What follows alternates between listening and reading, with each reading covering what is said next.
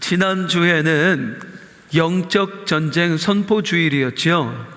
그래서 한 주 에베소서 말씀을 좀 쉬고 에벤에셀에 관한 말씀을 전했었습니다. 오늘 다시 에베소서로 아이고 주여. 제가 에베소서 강해한다고 첫날 그랬잖아요. 저희 아내가 에베는 성도들 많을 것 같다고. 진짜 많아요. 요즘 아기 가졌다고 오시는 분들 너무 많아요. 근데 대부분이 오랫동안 아기 기다렸는데 못 가진 분들이에요. 다 주님 역사하실 줄로 믿어요. 이제 에베소서를 다시 하는데 그 전에 들었던 말씀 기억하세요? 에베소서 말씀? 목사가 이래서 좀 할 맛이 납니다. 잊어버려줘. 다 기억하면 큰일 나요. 이 앞에서 할 수가 없어요. 찬송하리로다. 1장 3절부터 우리를 구원하신 하나님의 은혜를 찬송하는 내용이잖아요. 구체적으로 말하면 창세전에 나의 구원을 예정하신, 나를 구원의 백성으로 선택해 주심, 그래서 고아와 같던 나를 하나님의 양자 삼아 주신 은혜, 그거 찬송하는 내용이었잖아요. 이제 거기에 이어서 말씀을 전하려고 합니다. 이제 오늘 말씀을 듣기 전에 우리가 한 가지 알아야 될 게 있어요. 오늘 말씀부터는 지금까지 들었던 말씀과 살짝 초점이 바뀝니다. 두 가지가 바뀌어요. 첫 번째 뭐가 바뀌느냐면 찬송의 대상이 바뀝니다. 지금까지 말씀에서는 누구를 찬송했었어요? 3절 볼게요. 시작. 찬송하리로다 하나님 곧 우리 주 예수 그리스도의 아버지. 우리 주 예수 그리스도의 아버지. 지금까지 말씀에서는 성부 하나님을 찬송했었어요. 그런데 오늘부터는 살짝 바뀝니다. 누구를 찬송할까요? 따라하겠습니다. 성자 하나님. 성자 하나님. 맞습니다. 바로 우리 예수님을 찬송하는 내용으로 바뀝니다. 여기서 이제 우리가 한 가지 분명히 해야 될 게 있어요. 우리를 구원하신 분은 누구이실까요? 성부 하나님이실까요? 성자 하나님이신 예수님이실까요? 우리를 구원하신 분은 성부, 성자, 성령, 삼위일체 하나님이십니다. 아멘. 삼위일체 하나님이 우리를 구원하신 거예요. 아멘. 우리가 근본 V축제를 통해서 들었던 말씀 중에 누가 우리를 창조하셨다? 창세기 1장 26절에 보니까 세상도 사람도 시작 하나님이 이르시되 우리의 형상을 따라 우리의 모양대로 우리가 사람을 만들고 이 우리는 성부, 성자, 성령 삼위일체 하나님이시잖아요. 아멘. 창조는 삼위일체 하나님이 하셨어요. 아멘. 마찬가지로 구원도 삼위일체 하나님이 하신 겁니다. 아멘. 성부, 성자, 성령 하나님이 하신 거예요. 그래서 에베소서 1장에서는 찬송하리로다 하면서 하나님의 은혜를 찬송할 때 삼위일체 하나님을 다 찬송해요.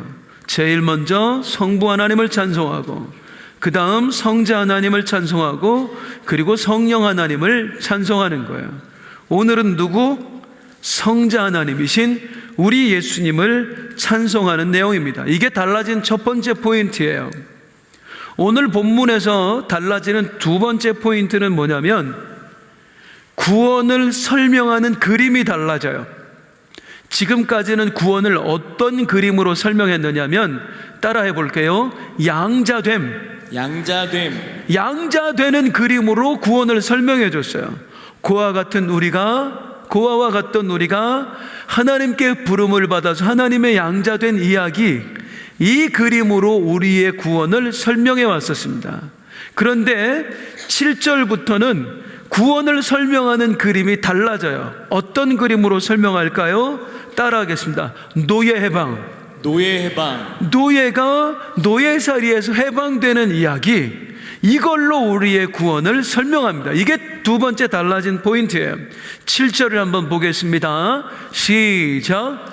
우리는 그리스도 안에서 그의 은혜의 풍성함을 따라 그의 피로 말미암아 속량 곧 죄사함을 받았느니라. 한번 따라해 주세요. 그리스도 안에서 그의 은혜의 풍성함을 따라 7절부터는 그리스도의 은혜, 예수님의 은혜를 찬송한단 말이에요.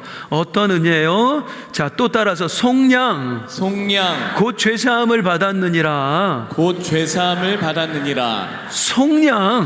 속량이 노예 해방을 뜻하는 말이에요. 이제 노예 해방이라는 그림으로 우리에게 구원을 설명하면서 그 일을 이루신 예수님을 찬송하는 게 7절 이하의 내용입니다.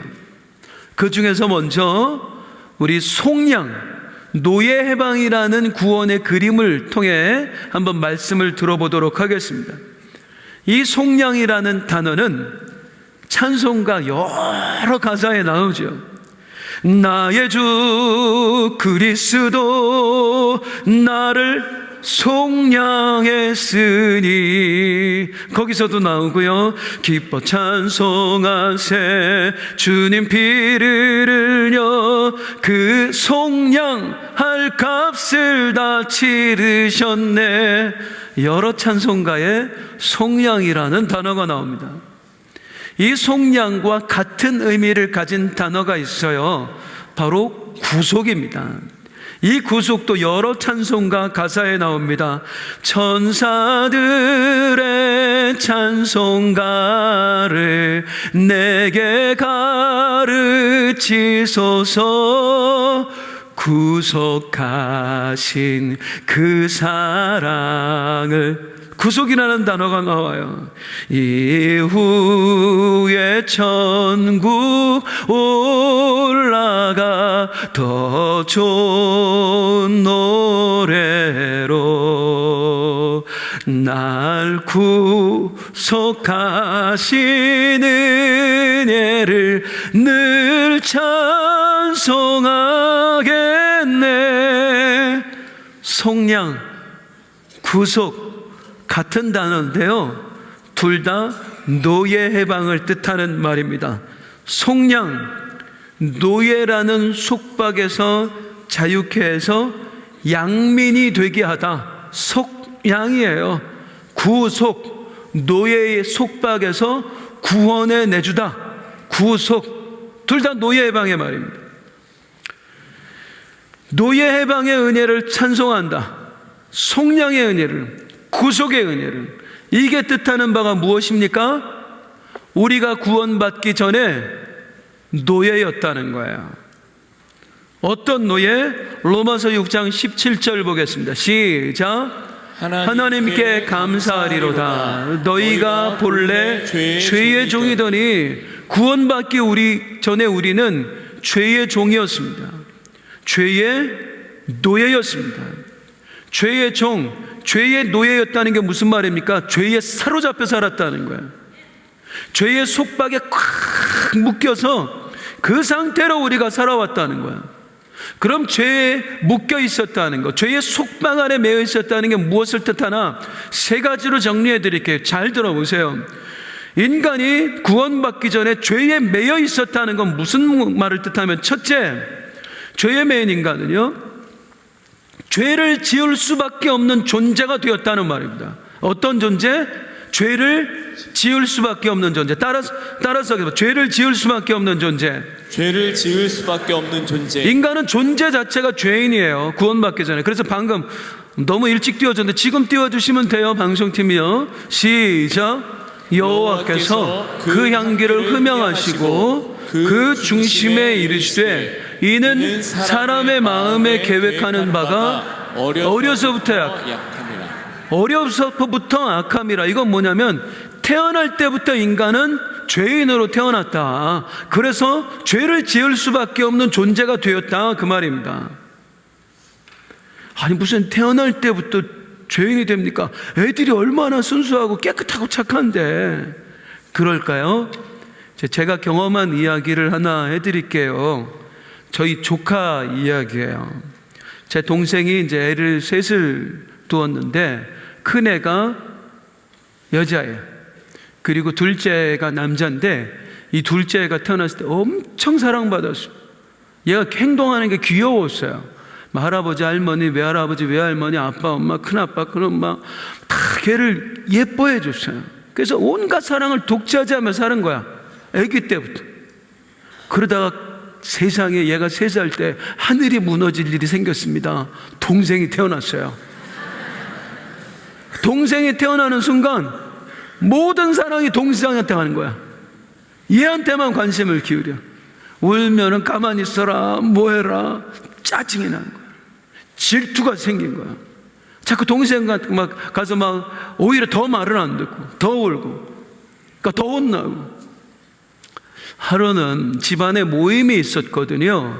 이제 막 갓난에 태어났으니까 그 아이, 이제 잠드는 아이를 조용히 방에 뉘어놨어요.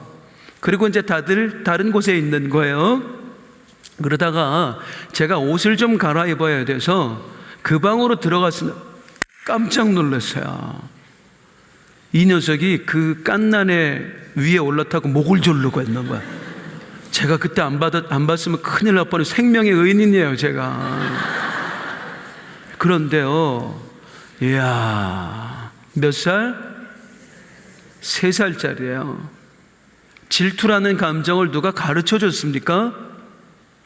남을 해코지하는 걸 누가 가르쳐 준 적이 있나요, 부모가? 지가 스스로 하는 거야. 질투에 사로잡혀서 동생을 어떻게 해서든지 해코지하고 타고나는 거예요. 인간은 존재 자체가 죄인으로서 타고나는 겁니다. 자, 그래서 인간은 죄를 좋아할 수밖에 없고요, 죄를 지을 수밖에 없어요. 동의하세요? 퀴즈. 기도하는 게 재밌으세요? 아니면 다른 사람 흉보는 게 재밌으세요?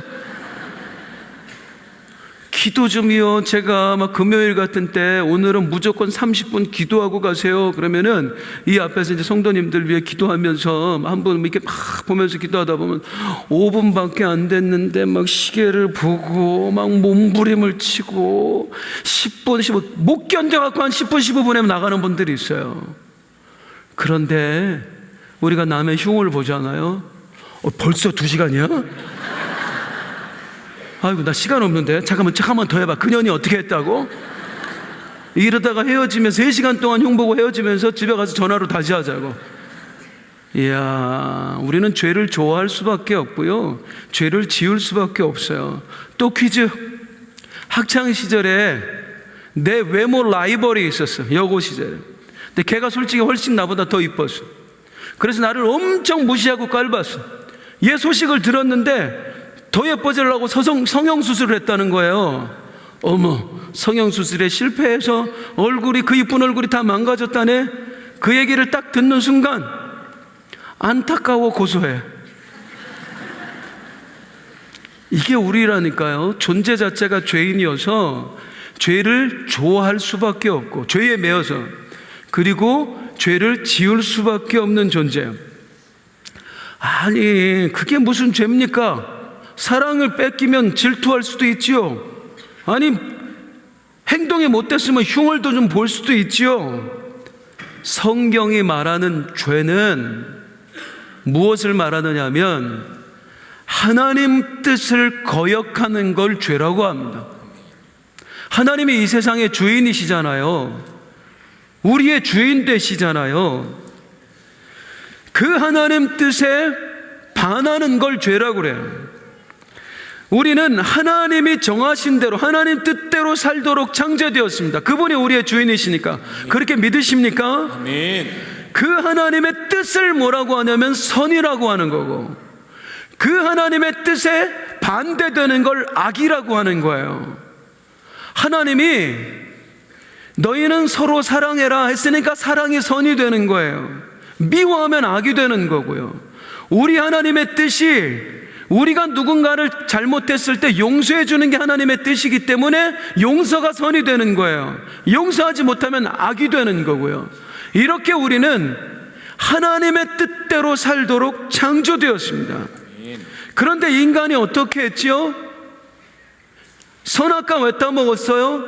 스스로 하나님처럼 되고자 선악과를 따먹었습니다. 선악과를 따먹으면서 생겨난 현상이 무엇입니까? 선과 악을 알게 되었대요. 선악과를 따먹고 선과 악을 알게 되었대요. 이게 무슨 뜻일까요? 하나님이 원하시는 건 이런 거구나, 하나님이 싫어하는 건 이런 거구나, 이걸 알게 되었다는 거예요? 아니에요. 그 번역 때문에 우리가 오해하는데, 선악과를 따먹고 죄인된 인간이 선악을 알게 되었다는 건 이제는 선과 악을 내가 규정하며 살게 되었다, 그 말입니다. 지금까지 선과 악은 오로지 누구만 규정할 수 있어요? 세상의 주인인 하나님. 그 하나님이 이렇게 살아 하는 게 선이고 그 하나님이 싫어하는 행동이 악인데, 죄인된 인간은 스스로 하나님이 돼서 이제는 내가 선과 악을 규정하는 거예요. 이게 선이야. 내가 왜 하나님 뜻대로 살아야 돼? 그리고 자기 멋대로, 자기 소견에 옳은 대로 살아가는 거예요. 그래서 하나님 보시기에 좋았더라, 창조된 인간이 지멋대로 살게 된 거, 이게 죄인 된 것입니다. 하나님께서는요, 남의 허물을 보이면 덮어줘라, 그렇게 하셨는데, 죄인 된 인간은, 지가 선과 악을 규정하며 사는 인간은 남의 허물을 보면 못 들춰내서 안달인 거예요.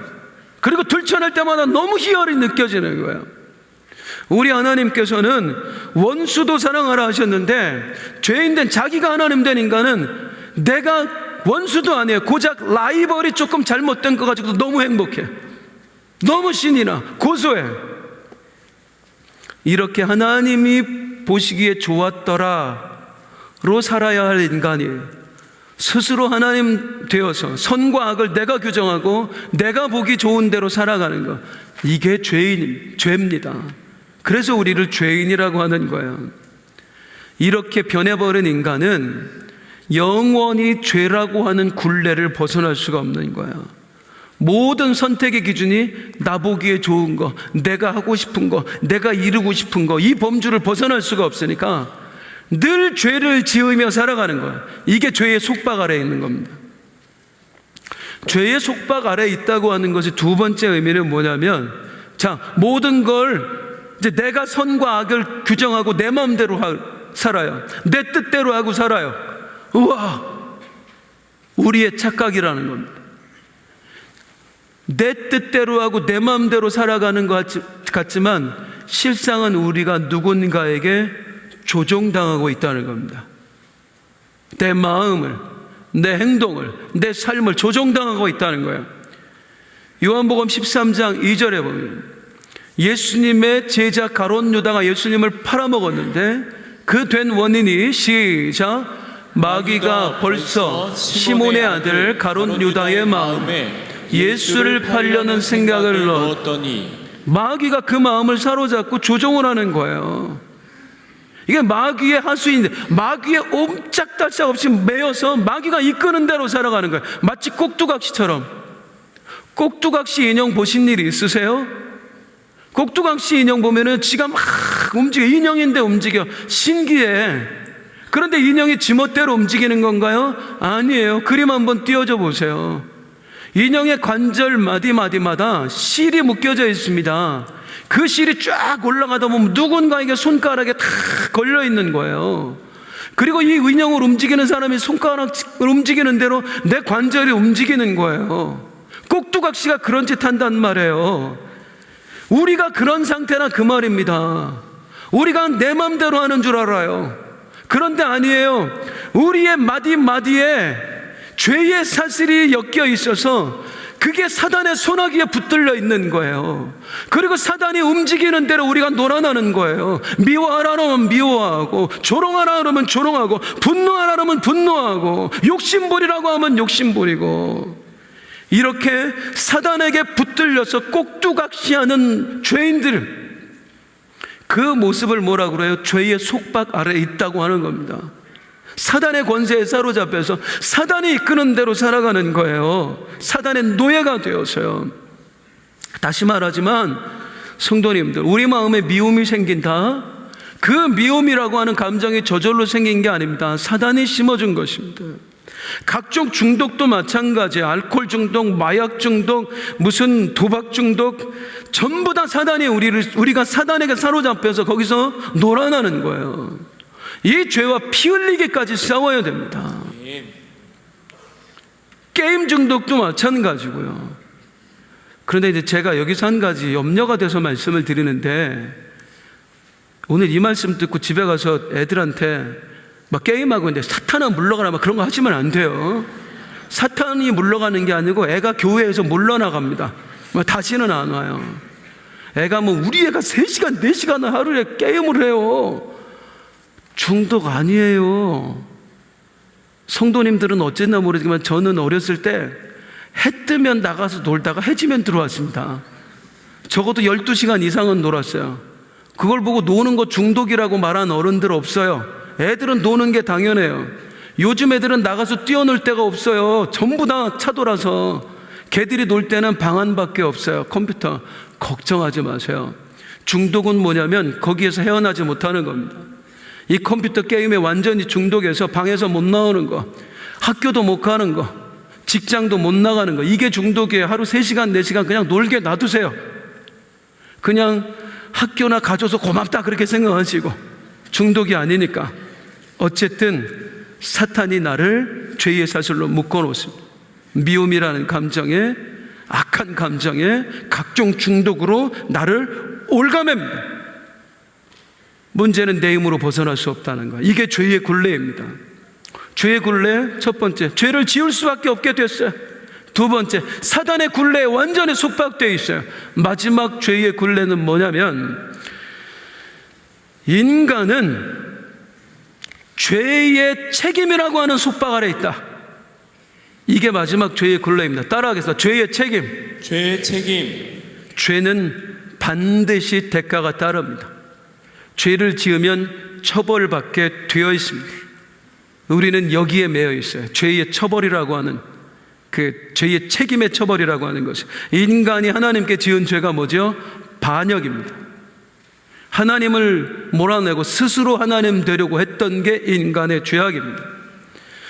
하나님이 정하신 규정을 무너뜨리고 스스로 내가 규정을 만들어 살았던 게 인간의 죄악입니다. 그것도 심지어는 인간이 누구랑 손잡았어요? 하나님의 원수인 마귀랑 손을 잡았습니다. 하나님 입장에서 배은망덕한 존재예요. 이런 자들에게 하나님이 어떤 책임을 물으셔야 될까요? 선악과 하나 따먹은 게 문제가 아니야. 하나님 자리를 탐내서 먹은 거예요. 마귀와 손을 잡고 반역을 저지른 거예요. 하나님 입장에서 어떻게 하셔야 될까요? 그래도 용서해 주셔야 되는 겁니까? 간혹 이런 말씀을 하는 분들이 있어요. 까짓 거 하나님 정도 되면 그냥 용서해 주시면 안 됩니까? 선악과 하나 먹은 거 그냥 모른 척하고 넘어가 두시면 안 돼요? 대인배처럼? 그러면 아무 일도 없을 거 아니에요. 정말로 그럴까요?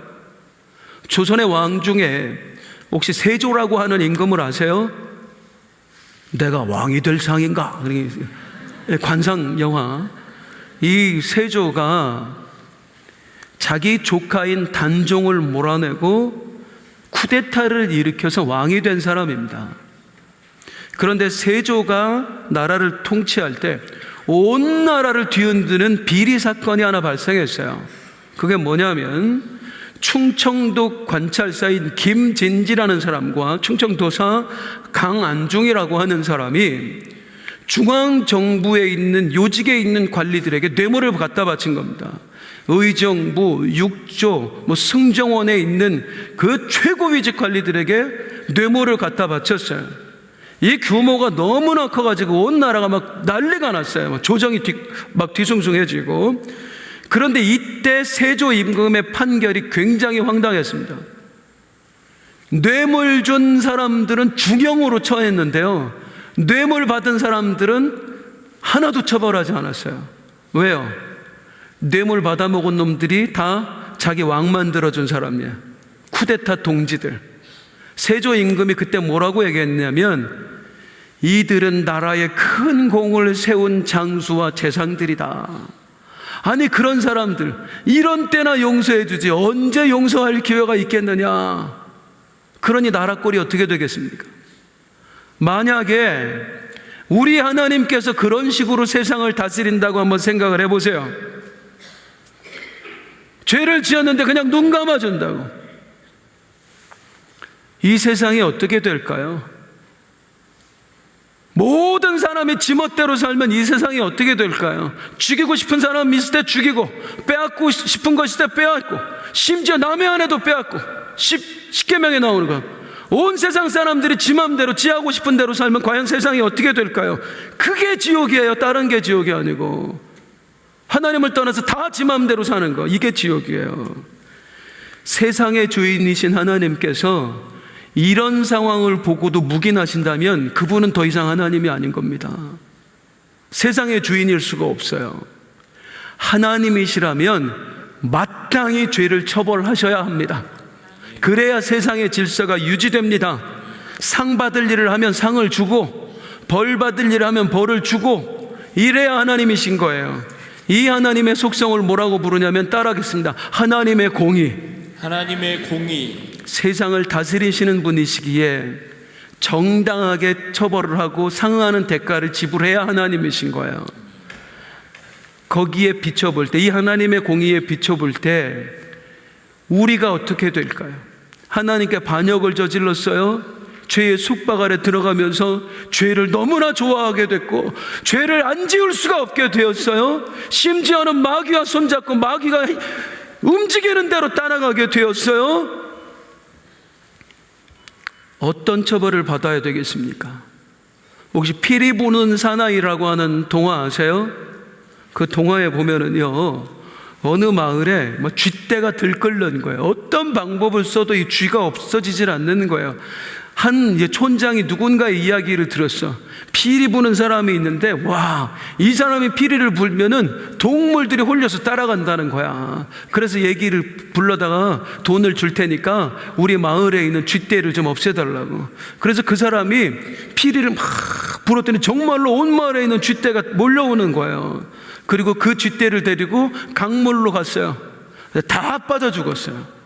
그런데 이 일이 있고 나서 입을 딱 씻는 거예요. 촌장이. 야, 네 피리 때문에 그렇게 됐다는 보장이 있냐? 안 주는 거예요. 화가 났습니다. 그 다음 날이었는데요, 아침에 일어났는데 깜짝, 온 마을에 애들이 하나도 없어요. 다 사라졌어요, 아이들이. 이 사람이 피리를 불어서 아이들의 마음을 움직였더니 애들이 그 피리 부는 사이의 아이를 따라서 마을을 떠나 사라져버린 거예요.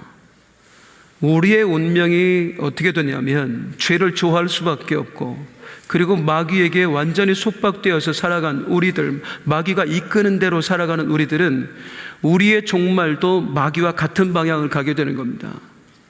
영원히 무정행에 갇히는 마귀와 함께 그 마귀의 추종자 노릇을 했던 우리가 함께 그 운명에 처해지게 되는 거예요. 이게 죄의 책임입니다. 이 속박으로부터 죄인들은 절대로 벗어날 수가 없는 겁니다. 죄의 속박, 죄를 지을 수밖에 없고, 마귀가 이끄는 대로 움직이고, 결국에는 마귀와 같은 운명에 처해져서 영원히 죽게 되는, 이 죄의 속박을 벗어날 수 있는 사람은 아무도 없는 거예요. 이걸 죄의 노예라고 부릅니다. 속량이라고 하는 것은, 구속이라고 하는 것은 바로 이런 상태에서 우리를 구해냈다는 거예요. 죄를 지을 수밖에 없는 상태에서 마귀의 손아귀에 했던 우리를, 영원히 죽을 수밖에 없는 우리를 그 속방으로부터 벗어나게 한 것, 이게 속량이고 이게 바로 구속입니다. 아멘. 그러면 그 일은 어떻게 이루어졌을까요? 따라서 하겠습니다. 그리스도 안에서 예수님이 해두셨어요. 아멘.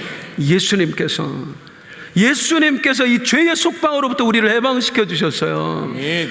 어떻게 하셨을까요? 제가 TV 프로그램 중에 시간 날 때마다 보는 게 있어요. 그게 뭐냐면 이렇게 세계의 여러 나라를 이렇게 소개하면서 보여주는 그 프로그램을 제가 좋아합니다. 근데 거기에서 여러 나라를 소개하는 중에 몇 주 전에 아프리카에 있는 앙골라라고 하는 나라를 보여줬어요. 처음 봤어요, 앙골라를. 그런데 이 앙골라 편에서 제가 기억에 남는 한 장소가 있었습니다.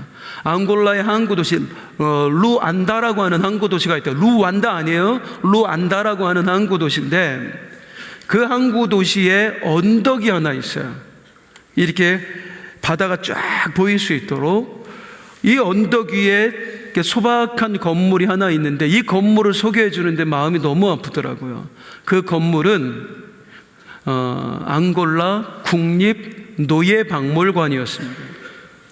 대항해 시대에 포르투갈의 상인들과 군인들이 이 앙골라에 쳐들어와서 수많은 앙골라 사람들을 노예로 팔아먹었어요. 다른 나라로 보냈어요. 잡아다가 그 사람들이 잡혀서 배에 태워져서 노예로 팔려간 곳이 바로 이 루안다 항구예요. 그 당시에 이 포르투갈 상인들에게 잡혀서 노예로 팔려간 사람, 앙골라 사람의 숫자가 어느 정도나 될까요? 몇 명이요? 400만 명입니다. 어마어마하죠? 경기도 인구 거의 절반가량 됩니다. 그런 사람들을 잡아다가 영문도 모른 채 잡혀서 내가 어디로 가는지도 모르는 채 끌려가서 평생 종살이였어요. 어디로 대부분 갔느냐면 포르투갈의 또 다른 식민지인 브라질, 대서양을 건너면 바로 브라질인데 그 브라질로 데려갔습니다. 브라질 땅덩어리가 거의 중국만큼이나 큽니다. 이 광활한 브라질 땅덩어리에 사탕수수가 끝이 보이지 않을 정도로 심어져 있는데요, 이 사탕수수 재배하고 가공하는 일이 인간이 하는 일 중에 가장 힘든 일 중에 하나래요. 정말 고통스럽대요. 그 일을 이 앙골라 사람들이 끌려가서 그 노예가 되어서 죽는 그 순간까지, 목숨이 다하는 순간까지 짐승처럼 부러지면서 살았던 거예요. 영문도 모른 채 끌려와서. 더 마음이 아픈 건 뭐냐, 이들이 끌려갈 때 배에 태워서 이제 실어서 보내는데, 야, 참 어떻게 인간이 이렇습니까? 배 밑에 노예가 실리는 곳이 있는데요, 사진을 한번 볼게요. 그림이 이제 박물관에 있는데 사람을 손과 발을 다 묶은 채로요, 타닥타닥타닥 붙여서 뉘어 놓는 거예요. 사람을 뭐 깨끗하게 보이지만 천만의 말씀입니다. 움직이지도 않게 그 상태에서 묶여서 가는 거예요. 몇 주를, 때로는 몇 달을, 브라질에 도착할 때까지 똥오줌 그냥 싸는 겁니다. 여기다가 먹을 거 죽지 않을 만큼만 주는 거예요. 그래서 그 방송에는 나오지 않았지만, 이제 내려줘도 됩니다. 그 방송에는 나오지 않았지만 이 노예들의 이야기를 들어보면 역사에서 노예선이 나타났다 그러면은요, 배가 오는 걸 눈에 안 보이는데도 사람들이 알았대요. 야, 노예선이 오나 보다. 왜? 그 악취 때문에 똥오줌 냄새가 진동을 몇 킬로까지 퍼지는 거예요. 그 속에 사람들을 가둬놓고 가는 겁니다. 가다가 수없이 병균에 감염이 돼서 죽고 굶어서 죽고, 그리고 겨우 거기에 도착을 하면 그때부터 그야말로 짐승 같은 삶이 시작되는 거예요. 죽을 때까지. 이걸 무려 400만이에요. 그런데 정말 기가 막힌 게 뭐냐면 이 박물관 그 조그만 건물 위에 십자가가 세워져 있더라고요. 왜 십자가가 있느냐면 박물관으로 삼기 전에 여기가 원래 예배당이었어요.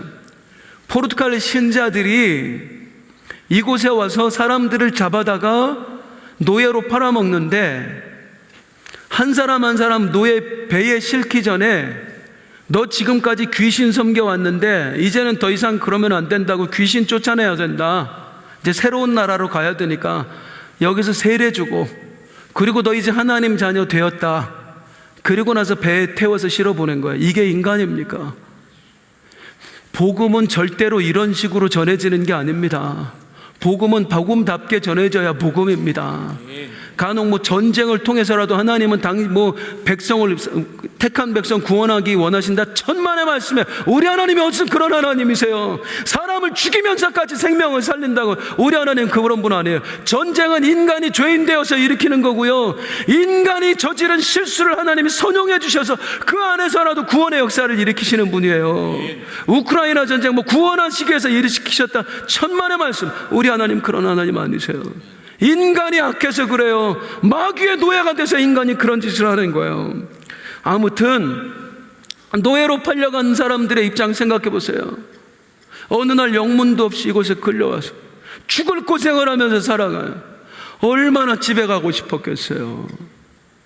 가족들이 얼마나 보고 싶었겠어요. 제가 어릴 때 이렇게 봤던 TV 영화 중에 우리 어르신들 아마 기억나실 거예요. 뿌리. 주인공이 쿤타킨테. 아프리카 청년이 어느 날 노예 상인들에게 잡혀서 미국으로 잡혀와서 살아갑니다. 이 농장에서 죽을 고생을 하면서 살아가는데 고향이 그립고 가족들이 그립고, 그래서 집에 가고 싶어서 탈출을 하면은요 또 잡히면 모진 채찍을 맞아. 그리고 또 도망가. 그래도 포기하죠. 또 붙잡아. 이번에는 불로 치죠. 그래도 또 도망가. 그래서 잡히면은요 다른 노예들이 보는 데서 묶어놓고 발목을 도끼로 쳐서 잘라버렸어요. 그런데 발목이 하나 날아간 상태에서도 꿈에도 그리는 건 나 집에 가고 싶은 거예요. 가족들에게 가고 싶은 거예요.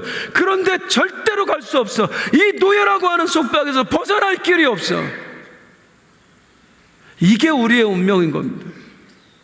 아무리 여기서 벗어나고, 죄를 좋아하는 이 속박에서 벗어나고 싶지만, 마귀의 속박에서 벗어나고 싶지만, 죄의 책임을 져야 되는 그 영원한 죽음에서 벗어나고 싶지만 벗어날 길이 없어요. 도대체 노예가 이 노예산위에서 벗어날 수 있는 길이 뭘까요? 딱 하나밖에 없습니다.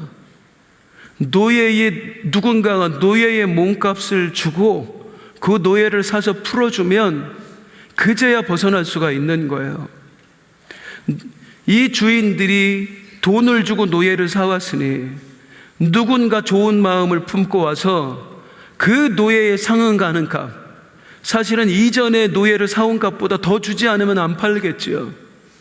그렇게 해서 그 노예를 사서 풀어줄 때만 풀려날 수 있어요. 이 노예를 풀어주기 위해서 지불한 노예의 몸값, 그걸 뭐라고 부르냐면 성경에 따라하겠습니다. 속전입니다. 구속에서 풀어주기 위한 돈, 그걸 속전이라고 불러요. 그래서 누군가가 나를 위해 속전을 지불해주면 이 지긋지긋한 노예살이에서 벗어날 수 있는 거예요. 그런데 누가 해주겠느냐는 말입니다. 이 앙골라 사람들 400만 명이나 되는 그 사람들을 위해 속전을 지불해 준 사람은 단 한 명도 없었습니다.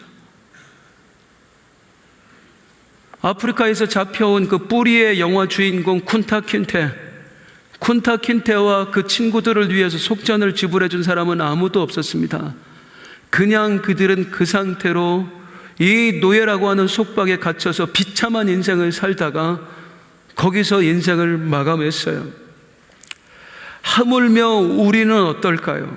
성도님들, 우리를 죄라고 하는 속박에서 건져내기 위해서 속전을 지불한다? 이건 상상도 할 수 없는 일입니다. 왜냐하면 우리를 죄의 속박으로부터 풀어줄 수 있는 속전은요, 영원한 생명밖에 없거든요. 영원한 생명을 지불하지 않고는 나를 죄에서 풀어줄 수가 없거든요. 이게 무슨 말인지 설명드릴게요. 이제 잘 들어보세요, 성도님들. 자, 우리를 올가맨 죄의 속박이 무엇이지요? 죄를 지을 수밖에 없어. 마귀에게 붙들려서 벗어날 수가 없어. 그래서 마귀가 이끄는 대로 죄만 짓고 살다가 죄의 책임으로부터 벗어날 수가 없어. 우리가 져야 될 죄의 책임, 영벌이 무엇입니까? 마귀와 함께 무저갱에 들어가는 거예요. 영원한 죽음을 맞이하는 거예요. 그게 우리의 죄값이에요. 영원한 죽음. 따라하겠습니다. 영원한 죽음. 영원한 죽음으로부터 우리를 벗어날 수 있는 값, 생명값 무엇입니까? 영원한 생명밖에 없는 거예요.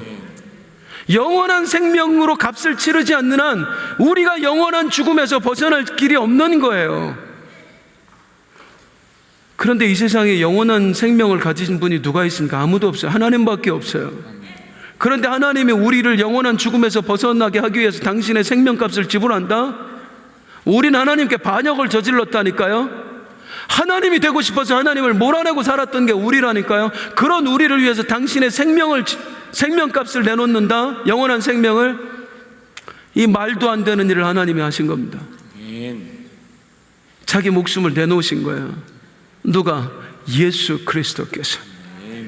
나를 죄의 속박으로부터 자유하게 하시기 위해서, 마귀의 권세에서 자유케 하시기 위해서, 영원한 죽음이라고 하는 죄의 책임으로부터 나를 자유케 하기 위해서 그분이 당신의 목숨을 내어주신 거예요. 속전으로. 그래서 디모데 전서 2장 6절은 말씀합니다. 시작. 그가 모든 사람을 위하여 자기를 속전으로 주셨으니. 따라하겠습니다. 자기를 속전으로 주셨으니. 자기를 속전으로 주셨으니. 다시 한번, 자기를 속전으로 주셨으니. 자기를 속전으로 주셨으니. 이게 과연 이해할 수 있는 일입니까? 나를 속전으로 준다는 게. 마지막으로 조선의 노비 이야기를 좀 해보도록 하겠습니다. 역사 이야기를 읽다 보면 여러 가지 이야기가 나오는데, 그 중에 하나가 이 조선의 노비들이 이렇게 살다 보면 주인이 결혼도 시켜주고 그래요. 이제 결혼하고 가정도 꾸리는 거예요. 그래서 이제 그 사이에서 애가 태어납니다. 애가 태어나면은요, 상당수의 조선의 노비들이 어떻게 했느냐면 그 태어난 갓난 아기를 목졸라 죽였어요. 왜냐하면 노비의 자식은 노비거든요. 노비의 자식은. 주인이 왜 결혼시켜주냐면 노비를 더둘라고 결혼까지 시켜주는 거예요. 내가 평생 우리 주인의 속박에 매여서 짐승 같은 삶을 살았는데 죽지 못해서 이 예쁜 아이가 나처럼 산다? 그걸 볼 수가 없어. 난 그 꼴은 못 보겠다. 얘야 제일 좋을 때 가자. 그래서 이제 태어난 아이를 부모들이 내 손으로 죽였어요. 이게 조선의 노비의 삶이었어요. 그런데 만약입니다. 이 갓 태어난 노비 아이를 구하기 위해서 조선의 왕의 아들인 세자가 내가 그 아이를 위해서 내 목숨을 내놓겠어. 말이나 되는 이야기입니까? 있을 수나 있는 일입니까? 그런 일이 일어날 확률은 제로입니다. 그런데 그 말도 안 되는 일이 일어난 거예요. 아니, 그런 일 정도가 아니라 조선의 왕자 따위는 비교도 할 수 없는 온 세상의 왕 되신 하나님의 아들이, 창조주의 아들이신 그분이 반역자인 우리들을 살려내시겠다고, 우리를 그 죄의 노예에서 건져내시겠다고 무려 자신의 영원한 생명을 내놓으신 거예요. 이게 복음이에요. 이게 복음이에요. 이 복음을 깨달은 바울 사도는 견딜 수가 없었어요. 그와 같은 나를 하나님이 양자로 삼아주셨다고? 견딜 수 없는 거예요. 죄의 노예였던 나, 그래서 마귀와 함께 영벌에 처해진 나를 생명을 주면서까지 자유케 하셨다고? 찬송하리로다! 아멘. 찬송하리로다! 아멘. 우리 주 예수 그리스도 아버지의 이름을 찬송하리로다! 아멘. 우리 주 예수 그리스도가 나에게 베푸신 은혜를 찬송하리로다! 아멘. 이게 은혜에 입은 자의 마땅히 보여야 될 반응입니다. 아멘.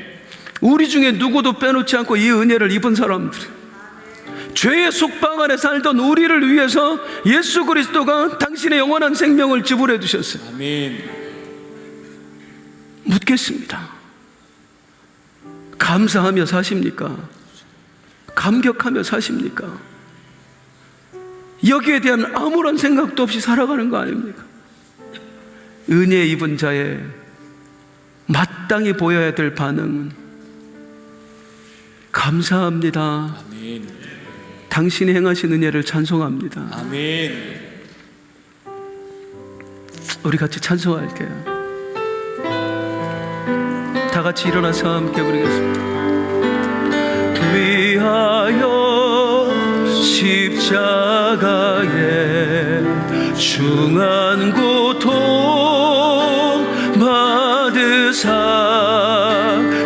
대신 죽은 주 예수의 사랑하신 은혜여 보배로 피를 흘려 영영 죽은 죄에서 구속함을 받으리 어찌 찬양 1절 날 위하여 십자가에 중한 고통 받으사 대신 죽은 주 예수의 사랑하신 은혜 보배로 피를 흘려 영영 죽은 죄에서 구속함을 받으니 어찌 찬양 예수 안에 있는 한량없이 즐겁고 주 성령의 위로함이 마음속에 차도다 천국만 소리가 내가 너를 사랑했노라 너는 내 아들이라 그 말씀 끊임없이 듣는 어찌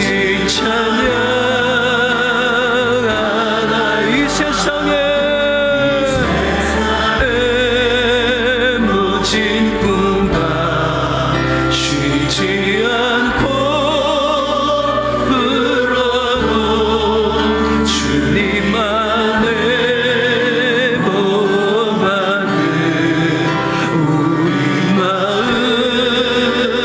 편하다 늘 깨어서 기도하고 저 천국을 바라며 주님만을 기다리니 1절만요 마지막 1절만 날 위하여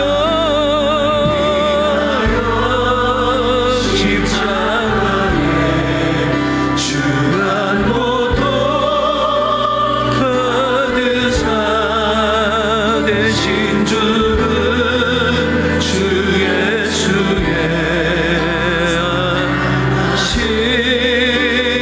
손들과 함께 보배로 피를 흘려 영영 죽은 죄에서 구속함을 받으리 어찌 찬양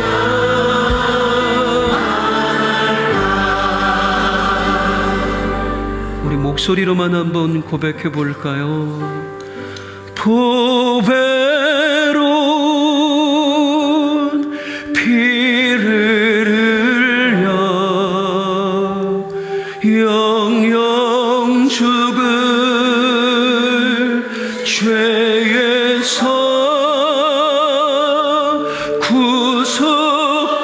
구속함을 받으리 어찌 찬양 마지막 온 마음